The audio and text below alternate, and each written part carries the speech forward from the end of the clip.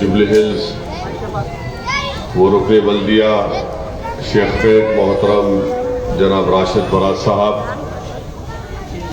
मोहतरम जानी मियाँ सीनियर मजलिस इत्तेहादुल मुस्लिमीन के रुकन वो साबिक़ा रुकन बल्दिया जनाब वकील साहब जो तमिलनाडु के मजलिस इत्तेहादुल मुस्लिमीन के सदर हैं, शहनशीन बतशरीफ़ फरमा मेरे तमाम मजलिस रुफ़ा, मोअज़्ज़िज़ हाज़रीन इकराम, बुज़ुर्गान मिल्लत, अज़ीज़ान मिल्लत, मैं आज एरागड्डा की सरजमीन से खड़े होकर अगर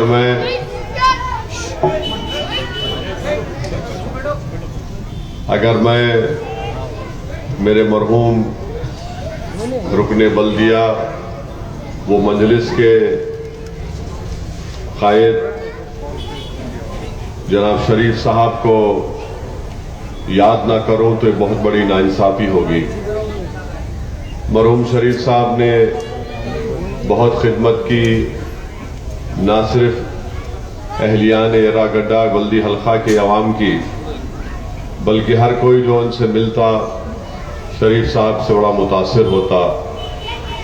और उनकी मौत ना सिर्फ मेरे लिए सदमा है, बल्कि मैं ये बड़ी जिम्मेदारी के साथ कह सकता हूँ कि बहुत से गरीबों के लिए एक अजीम नुकसान हुआ शरीफ साहब की मौत से।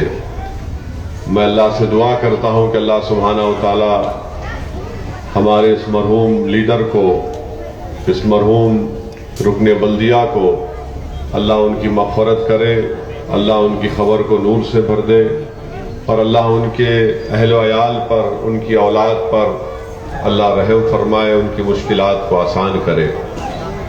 अजीज़ दोस्तों और बुज़ुर्गों, आप जानते हैं कि मजलिस इत्तेहादुल मुस्लिमीन ने जुबली हिल्स से राशिद फराज साहब को, इसकी आवाज़ मत बढ़ाइए भाई, जितना रहेगी, राशिद फराज साहब को अपना उम्मीदवार बनाया है। उसके बाद से कांग्रेस पार्टी की तरफ से ये बातें की जा रही हैं कि उनके पास से अज़हरुद्दीन आया तो आपने राशिद फराज को क्यों उम्मीदवार बनाया। कांग्रेस वाले मेरे ख्याल से उनका हाफिज़ा अच्छा नहीं है, तारीख में बहुत कमज़ोर है। जानी मियाँ मुझसे बेहतर जानते हैं कि मजलिस इत्तेहादुल मुस्लिमीन ने 1984 में एक जानी मियाँ साहब थे, 83 में उनको यहाँ से उस वक्त खैरताबाद के असम्बली हल्का का टिकट दिया था। फिर उसके बाद मजलिस ने एक काजिम साहब थे, 89 में उनको टिकट दिया खैरताबाद से। फिर एक जहांगीर अली साहब थे, 94 में जब मैं अपना पहला इलेक्शन लड़ा मजलिस तो उनको टिकट दिया। फिर 2009 में हमने जनाब चिन्ना श्री सलम यादव साहब को टिकट दिया, मगर स्क्रूटिनी में उनका नॉमिनेशन रिजेक्ट हो गया। 2014 में उनके बेटे को टिकट दिया, 18 में हम नहीं लड़े। अब हम लड़ रहे हैं क्योंकि हमारे यहाँ पर 2 रुकने बल्दियाँ हैं। हमने 2 बल्दी हल्कों पर अच्छे खासे वोट लिए, वो कामयाबी नहीं मिली। तो कांग्रेस पार्टी को समझना चाहिए कि हिमाकत की बातें नहीं करना। अगर आप ऐसी बातें कर रहे हैं तो फिर आप नामपल्ली में कैंडिडेट क्यों दिए, नामपल्ली में क्यों दिए, कारवान में क्यों दिए। मैं बहुत सी बातें कर सकता हूं तुम्हारे बारे में, कोई तुम्हारा कैंडिडेट कोई आसमान से उतरा नहीं। जमहूरियत है, हर कोई किसी के खिलाफ लड़ सकता है। तुम्हारे कैंडिडेट के बारे में कह रहा हूं, तुम्हारा कैंडिडेट के ऊपर 4 पैसे खाने के FIR है। हैदराबाद क्रिकेट एसोसिएशन के 4 FIR है और वो FIR कोई जाके नहीं कंप्लेन करा। HCA का, क्रिकेट एसोसिएशन का, जो सुप्रीम कोर्ट का अपॉइंटेड एडमिनिस्ट्रेटर है, वो रिटायर्ड सुप्रीम कोर्ट का जज L नागेश्वर राव है। L नागेश्वर राव के ऑर्डर के ऊपर ये जो कांग्रेस के कैंडिडेट के ऊपर गबन करने का, पैसे खाने का इल्जाम है, 4 FIR है और एंटिसिपेटरी बेल देना पड़ा उनको। तुमको बताना पड़ेगा ये क्या है। अब तुम्हारा कैंडिडेट तो मुरादाबाद में MP था, मुरादाबाद में कुछ काम नहीं किए, कभी पलटकर मुरादाबाद को नहीं देखे। 2009 से 14 तक कांग्रेस का कैंडिडेट एमपी था, 14 में उनको टिकट नहीं दिए, बीजेपी जीत गई वहां पर।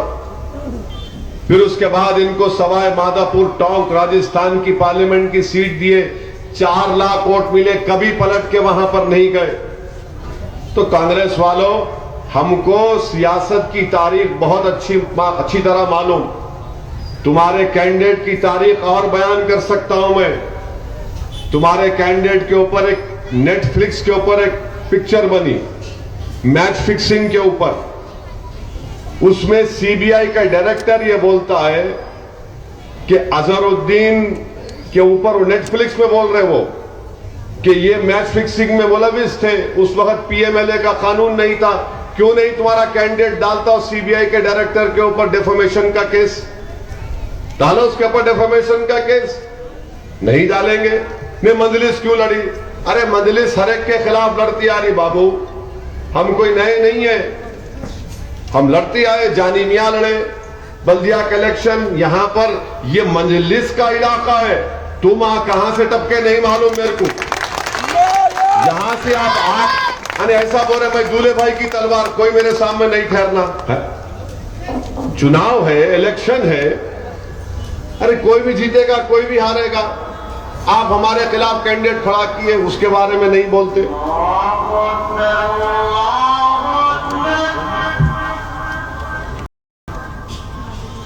Allah